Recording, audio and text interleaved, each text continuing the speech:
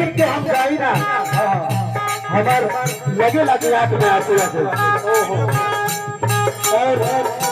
हम जरूर समाज के लिए कहना चाहते याद करके भाई भतीजा हमने के बानी जा अपना रोज घर बेटा बालक बेटे आशीर्वाद दे है लेकिन कहीं दिन से नफरत ना करे भैया ये दुनिया में कहीं कुछ गाना कैसे भैया कैसे हो खाली हाथ मिलाया है तू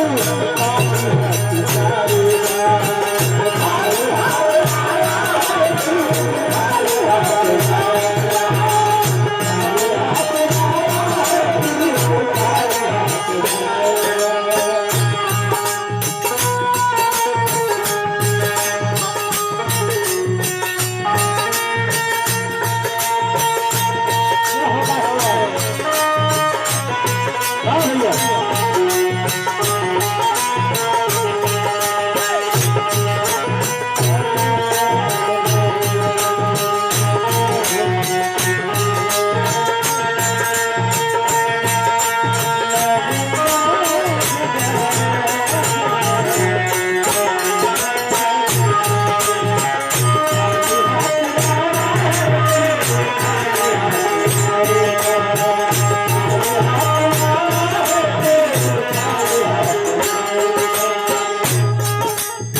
यहाँ के धरती पे